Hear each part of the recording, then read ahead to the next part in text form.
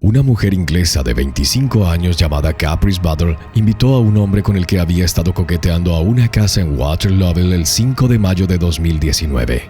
El hombre había estado chateando con Battle de manera constante e incluso la había conocido en persona varias veces antes del día en cuestión. Sin embargo, al llegar a la propiedad, la víctima, que en ese momento tenía 30 y pocos años, fue robado, torturado y agredido por Sean Perry, un hombre de 37 años, durante varias horas. Los informes oficiales del caso describen cómo la víctima, que no fue identificada, fue golpeada en la cabeza con un taburete, pateada y obligada a consumir líquido de limpieza antes de que le robaran el teléfono, la billetera y la tarjeta bancaria. Perry luego vendó los ojos del hombre y lo condujo por un periodo de tiempo no revelado, después de lo cual lo abandonó al lado de la carretera. La víctima corrió a su casa y contactó a la policía, quienes encontraron a Battle en una casa en Haddam ese mismo día y la detuvieron bajo cargos de conspiración para robar, privación de libertad, conspiración para cometer fraude y posesión de una droga clase A. Después de un juicio en el Tribunal de la Corona de Portsmouth, Battle fue declarada culpable de los delitos imputados y fue condenada a 10 años de prisión. Perry, por su parte, fue arrestado varios días después del incidente. Se declaró culpable de una multitud de cargos, lo que resultó en una condena de prisión de 17 años. Número 14. Los crímenes de Cali Willie Weaver. Sarah Battle, una estudiante universitaria de 20 años, regresaba a su hogar en Montclair, Nueva Jersey, durante las vacaciones de Acción de Gracias en 2016 cuando desapareció repentinamente. Algunos amigos de Battle ingresaron a sus cuentas de redes sociales y descubrieron que había estado comunicándose con un residente de Orange llamado Cali Willie Weaver antes de su desaparición. Con el objetivo de atrapar al hombre que sospechaban que había secuestrado a la joven estudiante, los amigos y familiares de Battle crearon un perfil falso en las redes sociales para llamar la atención de Willie Weaver en línea. Luego organizaron un encuentro íntimo con el hombre utilizando el personaje ficticio que habían creado. Cuando este llegó a la reunión, fue detenido por la policía de Montclair bajo sospecha de estar involucrado en la desaparición de Battle. Los restos de la joven fueron encontrados finalmente ocultos bajo ramas de árboles en Eagle Rock Reservation. Se determinó que había sido estrangulada fatalmente con sus propios pantalones deportivos. Después de su arresto, se descubrió que el hombre, que tenía poco más de 20 años en ese momento, había atraído al menos a otras 2 mujeres a trampas mortales en los meses previos al asesinato de Battle. En agosto de 2016 se vio a Robin West, de 19 años, subiendo a un automóvil con Willie Weaver. En las siguientes horas fue estrangulada fatalmente y su cuerpo fue encontrado posteriormente en una casa abandonada que había sido incendiada en West Orange. Aproximadamente un mes después, los restos de Journey Brown, una mujer de Newark, fueron encontrados en una casa abandonada. Según informes posteriores, también había sido estrangulada hasta la muerte por Willie Weaver. Una de las mujeres que tenía como objetivo, identificada más tarde como Tiffany Taylor, se despertó en medio de su ataque y logró escapar con vida. En 2019, a pesar de mantener su inocencia, se encontró al hombre culpable de 3 cargos de asesinato y profanación de restos humanos, 2 cargos de agresión agravada, intento de asesinato, incendio agravado y secuestro. En consecuencia, fue condenado a 160 años de prisión. En mayo de 2022, Willie Weaver enfrentó cargos penales en relación con un 4º asesinato, el de Maua Doumbia. Los restos de esta última fueron encontrados en mayo de 2019, pero no se identificaron positivamente hasta 2 años después. Número 13. Gerald Lovison. El australiano Gerald Lovison desapareció sin dejar rastro el 16 de abril de 2020 después de decirle a un amigo que iba a encontrarse con una chica con la que esperaba tener relaciones íntimas. Su paradero se mantuvo desconocido hasta 5 semanas después, cuando su cuerpo fue encontrado en un área boscosa en el Parque Estatal Mundar, en la región de Gippsland, Victoria. Los registros judiciales revelaron que en las semanas siguientes a la desaparición del hombre de 37 años, la policía descubrió un plan malicioso que involucraba a una amiga del hombre llamada Samantha Jerome. Supuestamente, Jerome aprovechó el deseo de la víctima por ella para atraerlo a un área remota donde un par de cómplices planeaban darle una lección. Los coacusados de Jerome fueron identificados como su novio Jake Brown, de 28 años, y Andrew Price, de 49 años, quien al parecer había tenido conflictos con Lovison debido a su relación con una mujer con la que el fallecido había salido anteriormente. En las primeras horas de la madrugada del 16 de abril, Lovison fue en bicicleta hasta el lugar donde creía que se reuniría con Jerome. Sin embargo, mientras la pareja estaba sentada en un automóvil fumando cigarrillos, Brown y Price emboscaron a Lovison, quien no sospechaba nada. Con armas de fuego lo llevaron al bosque cercano donde lo obligaron a consumir una dosis letal del depresor GHB. Después de su posterior arresto, Jerome afirmó haber creído que Brown y Price simplemente planeaban golpear a Lovison, no matarlo. Sin embargo, en diciembre de 2022, ella se declaró culpable de homicidio involuntario y estaba programada para ser sentenciada en febrero del año siguiente. Brown y Price, por otro lado, enfrentaron cargos de asesinato en relación con la muerte de Lovison. Ambos se declararon no culpables y tenían programado enfrentar un juicio en mayo de 2023. Número 12. Side E. Ahora vuelvo. Quiero matar al primero. Estoy emocionada. Deséenme suerte para que funcione. Ese fue el alarmante mensaje de texto recibido por amigos de una mujer alemana de 18 años identificada solo como Sarah M. en mayo de 2021. 5 días antes se informó que la joven había comprado un cuchillo de aproximadamente 5 pulgadas de largo. Había creado un perfil en un sitio de citas en línea bajo el nombre de Domina Cherry que utilizó para concertar una cita con un hombre identificado como Side E, quien en ese momento tenía 39 años. El día de su cita, el mismo día en que Sarah envió su escalofriante mensaje a sus amigos, Side la recogió en su casa en Baviera. Mientras conducían, ella presuntamente sacó la hoja que había comprado recientemente y la clavó en el cuello del hombre. Se produjo una lucha física, culminando en que Side le arrebató el arma a su cita y detuvo el vehículo. Debido a sus graves heridas, finalmente cayó en coma y falleció en el hospital 3 semanas después. Menos de una hora después del altercado inicial, Sarah fue detenida por la policía en la localidad de Ebermansted. A raíz del incidente, los investigadores descubrieron que la sospechosa idolatraba a infames asesinos en serie como Ted Bundy y Richard Ramírez, ambos representados en carteles en la habitación de la joven. Sarah había traído a Side a una cita esa noche con el propósito de matarlo, buscando emular a sus asesinos en masa a quienes veneraba. En el tribunal, el juez la reprendió por su falta de remordimiento, señalando: «Es extremadamente raro que un perpetrador mate a una persona por deseo de asesinato». El equipo de defensa hizo hincapié en la edad de Sarah, así como en su historial de abuso de drogas en un intento por mitigar su castigo. Al final fue condenada a 12 años en una institución socioterapéutica. Mientras se revelaba su sentencia, Sarah levantó la mano para revelar un pentagrama, imitando las acciones de Richard Ramírez durante su juicio por asesinato en 1988. Número 11. Ollie Stephens. Ollie Stephens acordó encontrarse con una chica en Buck Bottom, un campo cerca de su casa en Berkshire, poco antes de las 5 p.m. del 3 de enero de 2021. Al llegar, Stephen fue emboscado por 2 adolescentes quienes comenzaron a agredirlo físicamente. En algún momento durante la altercación, uno de los agresores sacó un cuchillo y apuñaló al joven 2 veces. Los 2 chicos huyeron del lugar junto con la chica no identificada, a quien posteriormente se descubrió le había encargado atraer a Stephens al campo para hacerle daño. Una enfermera fuera de servicio que paseaba a su perro cerca de Bucks Bottom presenció la apuñalada y brindó ayuda al adolescente herido hasta la llegada de los equipos de emergencia. Los paramédicos realizaron maniobras de resucitación cardiopulmonar a Stephens durante media hora, pero lamentablemente falleció mientras era trasladado al hospital. Unas 2 horas más tarde, uno de los chicos responsables del ataque fatal admitió su participación en un mensaje de texto a otro adolescente escribiendo: «Fui yo y mi amigo. Empecé a golpearlo y luego mi amigo retrocedió y luego lo apuñalé». El otro sospechoso calificó la apuñalada como el mayor error de mi vida en otro mensaje de texto, alegando que fue hecho por pura ira. Posteriormente, los investigadores descubrieron que los agresores habían atacado a Stephens debido a un desacuerdo anterior. Al parecer, la víctima había visto un video de Snapchat en el que los adolescentes humillaban a un niño más joven.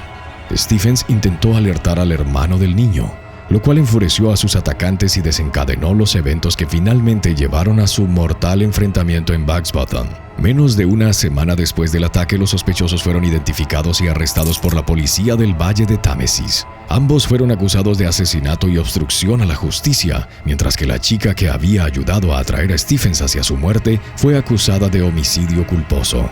En el verano de 2021, después de un juicio de 5 semanas, los 2 adolescentes fueron declarados culpables de asesinato y sentenciados a ser detenidos a discreción de su majestad con penas mínimas de 13 y 12 años. La chica admitió su cargo y fue enviada a una institución correccional juvenil con un periodo de 3 años y 2 meses. Número 10. Caníbales de Oklahoma. En octubre de 2020 se presentaron cargos criminales contra 2 residentes de Oklahoma acusados de atraer a un hombre a su cabaña en el bosque para realizar una cirugía ilegal de asignación de género.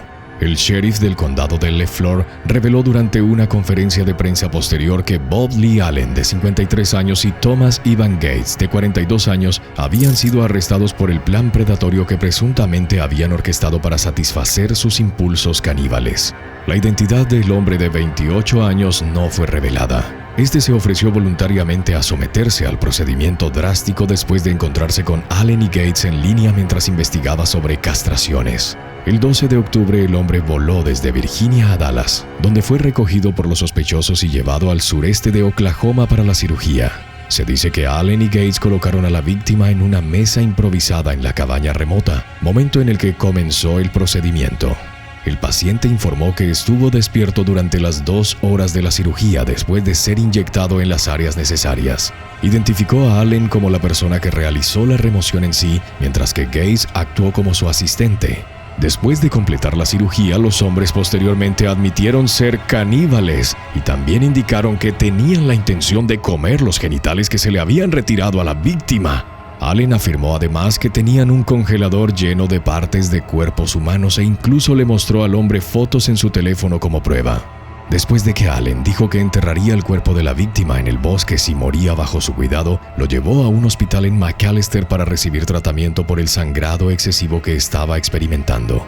Se informó que el paciente le dijo al personal médico que los 2 sospechosos habían intentado involucrarlo en el canibalismo.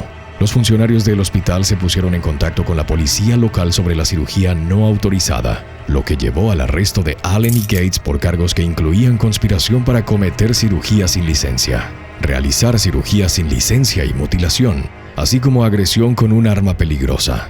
Se estableció una fianza de $295,000 para cada uno de ellos. Número 9. Rachel McCrown, Matthew Arnold y Alan Dare.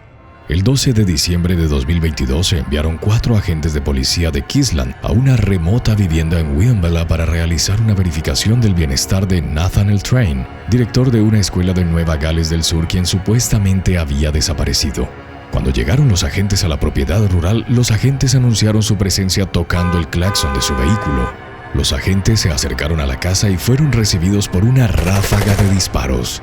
2 jóvenes oficiales identificados como Rachel McCrown y Matthew Arnold fueron asesinados inmediatamente en el ataque, mientras que los otros 2, Kelly Ruff y Randall Kerr, quedaron luchando por sus vidas. 3 agresores salieron de la casa, confiscaron las armas y radios de los oficiales y continuaron disparando a sus colegas que huían. A pesar de haber recibido un disparo en la pierna, Kerr logró regresar al automóvil policial y alejarse mientras las balas continuaban cayendo a su alrededor. Brock, por su parte, corrió hacia un denso arbusto y logró escapar con éxito. Sin embargo, en un intento de atraerla de nuevo al descubierto, los asesinos prendieron fuego al arbusto y continuaron persiguiéndola durante 2 horas hasta que finalmente logró salir. Como resultado, un vecino llamado Alan Dare, quien salió de su casa al ver el humo que salía de la propiedad, fue fatalmente herido de un disparo en la espalda. Al final, los 3 agresores fueron abatidos en un tiroteo por los agentes élite de CERT de la policía de Kingsland. Posteriormente se determinó que los supuestamente desaparecidos Nathaniel Train, su esposa Tracy y su hermano Garrett habían atraído intencionalmente a la policía a su propiedad aislada con la ficticia desaparición de Nathaniel, con el propósito expreso de emboscar a los agentes que respondieran. Los investigadores descubrieron que los Train habían establecido una red de vigilancia sofisticada para ayudar en su intento de asesinar a la mayor cantidad posible de agentes de policía. Tras el impactante incidente fueron surgiendo más y más detalles sobre cada vez más perturbador comportamiento de los Train, lo cual había llevado a que los estudiantes abandonaran las escuelas en las que enseñaban en masa. Número 8. Roxanne Innis. Alrededor de las 7:30 p.m. del 8 de marzo de 2022, Roxanne Innis, una mujer de Texas, escuchó un golpe en la puerta principal de su residencia en Bytown, cerca de Louisiana Street. Cuando la abuela de 55 años salió, se encontró con Demer Ricardo Ferguson, quien afirmaba haber rozado su auto. Sin embargo, Innis no sabía que un hombre armado la esperaba en su propiedad. Finalmente, el hombre emergió y le disparó fatalmente en la cabeza para luego huir del lugar junto con Ferguson, de 18 años. 2 días después, la policía publicó imágenes del video tomadas por la cámara Ring de la puerta de la víctima, las cuales parecían mostrar a un hombre vestido como una mujer deambulando por el porche delantero momentos antes del tiroteo. Las personas que vieron el video identificaron rápidamente a la persona en las imágenes de seguridad como Ferguson, quien había huido a Cincinnati tras el incidente. Las fuerzas del orden lo ubicaron y lo arrestaron. Él admitió haber comprado el disfraz y haber atraído a Innis fuera de su casa, pero negó haber estado involucrado en el tiroteo en sí. Ferguson dijo que el pistolero le había dado $200, a quien llamó señor, para conducir hasta el lugar y preparar la emboscada. Ferguson también reveló que le habían dado $15,000 para que guardara silencio sobre el crimen. Se le imputaron cargos de asesinato y manipulación de pruebas, este último relacionado con el hecho de que había desechado alfombrillas con ADN. 2 meses después, en mayo de 2022, un hombre llamado Leland Williams fue arrestado y acusado de asesinato. En un giro extraño de los acontecimientos, sus motivos siguen siendo desconocidos hasta el día de hoy. Número 7. Emboscada policial en Phoenix. A primeras horas de la mañana del 11 de febrero de 2022, Maurice Richard Jones, un hombre de Arizona, llamó al 911 afirmando que su esposa había sido disparada por un intruso que había entrado en su casa cerca de la avenida 51 y la calle Broadway en Phoenix. Cuando un oficial de policía que respondía a la llamada se acercó a la residencia del hombre, poco después fue invitado a entrar, pero este fue emboscado y recibido a disparos. Aunque el policía sufrió múltiples heridas de bala, ninguna se consideró mortal. Se enviaron refuerzos policiales al lugar y rodearon la casa con Jones aún atrincherado en su interior. Se produjo una tensa situación de 5 horas, durante la cual un hombre salió de la casa con un bebé en brazos. El individuo colocó al bebé en el suelo y luego se acercó a las fuerzas del orden con las manos en alto. Fue detenido sin incidentes y, según los informes, colaboró con los investigadores. Mientras tanto, Jones permaneció dentro de la casa. Cuando los oficiales intentaron rescatar al bebé, el agresor abrió fuego contra ellos. La policía respondió al fuego, pero varios oficiales resultaron heridos por los disparos directos de Jones o por las balas y esquirlas que rebotaron. Finalmente, cuando la policía logró ingresar a la casa, encontraron a Jones muerto por una herida de bala autoinfligida. Según se informa, el sospechoso había disparado contra su exnovia Sharifa Lovely, de 29 años, antes de realizar la llamada al 911. En total, 9 oficiales de Phoenix resultaron heridos en el ataque. Número 6. Conspiración Grind. A principios de diciembre de 2017, 4 cómplices de Texas seleccionaron a múltiples víctimas para cometer delitos violentos, atrayéndolas a través de la aplicación de citas Grind. Según un comunicado de prensa del Departamento de Justicia, los sospechosos especialmente buscaban a hombres homosexuales con quienes acordaban encontrarse en un complejo de apartamentos en Dallas. Sin embargo, al llegar, los conspiradores mantenían a las víctimas bajo amenaza de armas de fuego y las llevaban a cajeros automáticos por la ciudad, donde las obligaban a retirar dinero en efectivo de sus cuentas bancarias. Uno de los sospechosos, identificado como Daniel Jenkins, posteriormente admitió haber creado perfiles falsos en línea con la intención de robar a personas a quienes percibían como homosexuales. Al menos una de las víctimas reportadas sufrió daños físicos a manos del grupo. Se alega que otra fue víctima de un robo de vehículo. Además, Jenkins reveló a los investigadores que él y sus cómplices habían utilizado regularmente insultos homofóbicos durante sus encuentros con las víctimas, e incluso un miembro del grupo había intentado abusar de uno de los objetivos. Cada uno de los 4 sospechosos se declaró culpable de una serie de cargos, incluyendo un cargo por conspiración para cometer crímenes de odio. Jenkins fue sentenciado finalmente a 23 años de prisión federal bajo el acuerdo de declaración de culpabilidad. Los cómplices Michael Atkinson, Pablo de León y Darlie Henry recibieron condenas de prisión de 11, 22 y 20 años respectivamente. Número 5. Michael López, Justin Lidicura, Jorge Tigre y Jefferson Villalobos. El 11 de abril de 2017, un joven de 17 años de Long Island, Nueva York, fue arrestado por atraer a un grupo de adolescentes al bosque como parte de un planificado ataque de pandillas. El sospechoso, identificado como Lenis Escobar, era miembro de la infame organización criminal internacional conocida como MS-13. Reportadamente era conocida con el apodo de La Diablita o Pequeño Diablo. El día en cuestión, Escobar convenció a 5 jóvenes para encontrarse con ella en un parque en Central Islip para fumar marihuana. Sin embargo, al llegar, las víctimas fueron emboscadas por más de una docena de miembros de la MS-13, quienes desataron un brutal ataque con machetes, cuchillos, un hacha y ramas de árboles. Michael López, Justin Livicura, Jorge Tigre y Jefferson Villalobos fueron asesinados en el asalto, mientras que Alexander Ruiz logró escapar a pie. Durante la investigación, la policía descubrió que los miembros de la MS-13 que llevaron a cabo el ataque creían erróneamente que las víctimas pertenecían a una pandilla rival. Al menos 2 de los jóvenes asesinados habían publicado fotos en las redes sociales en las que mostraban signos de la pandilla MS-13, lo cual el grupo percibió como un acto de falta de respeto. Después del incidente, Escobar intentó eliminar cualquier evidencia de su participación al deshacerse de una sudadera manchada de sangre y arrojar su teléfono celular por la ventana de un automóvil mientras era seguida por la policía. Más de una docena de miembros de la MS-13 fueron acusados penalmente en relación con la emboscada violenta. En abril de 2022, Escobar fue declarada culpable de asociación delictiva, conspiración para asesinar a miembros de pandillas rivales, obstrucción de la justicia y asesinato en beneficio de la asociación delictiva. Número 4. Marcus Olmsted.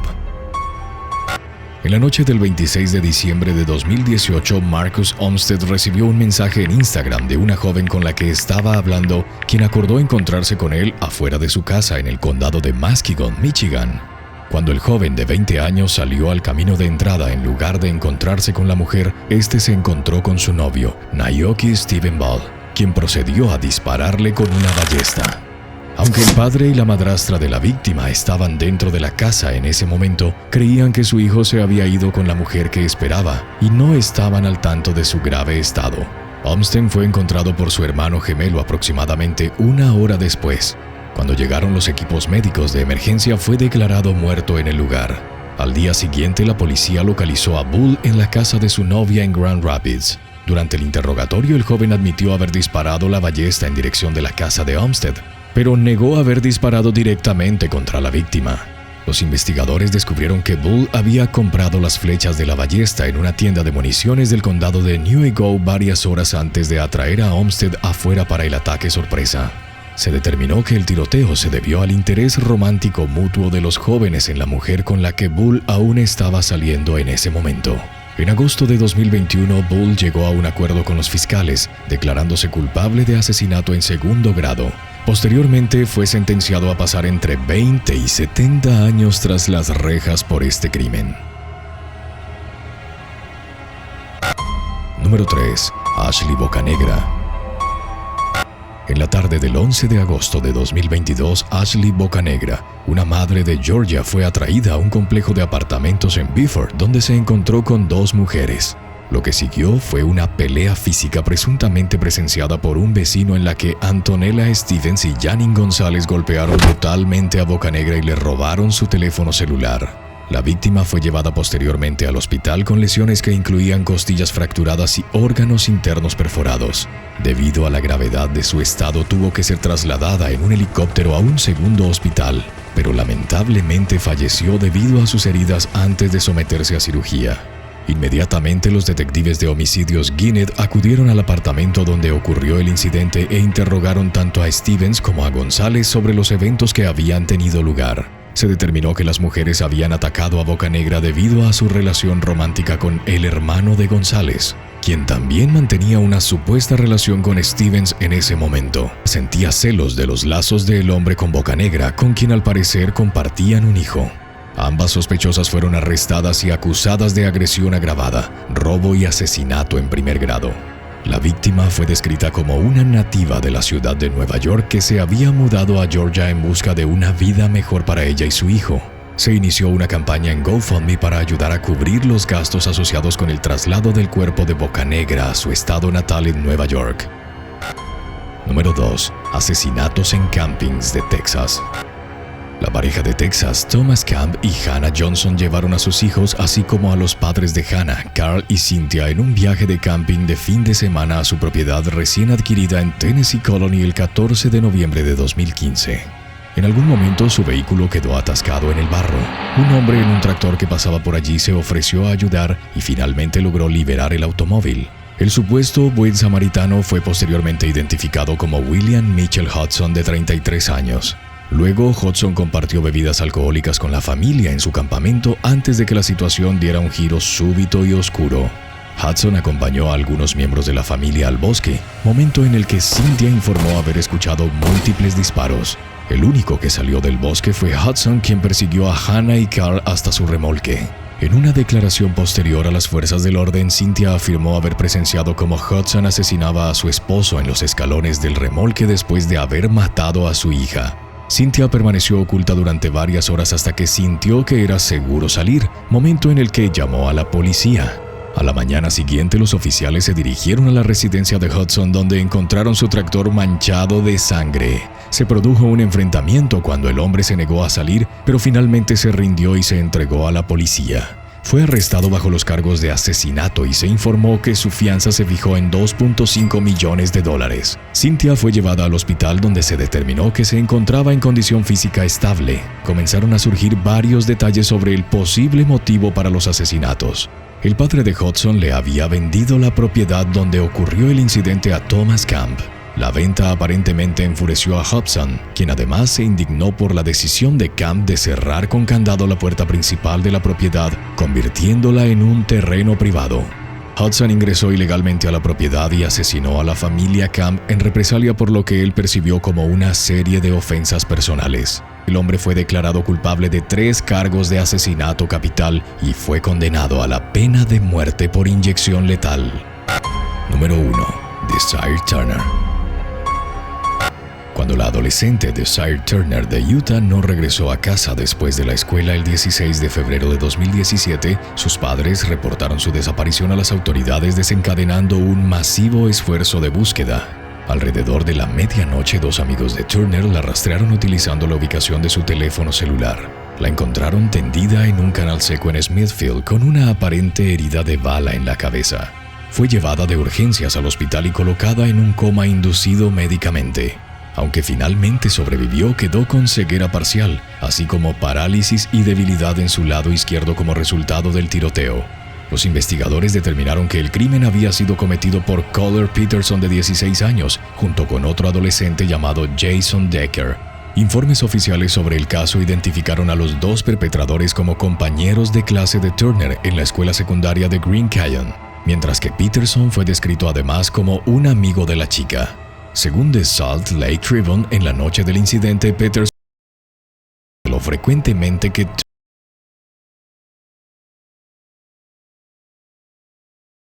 matara a la chica para eliminar por completo su problema, momento en el que él y Decker idearon un plan para atraer a Turner al canal bajo el falso pretexto de venderle un cuchillo.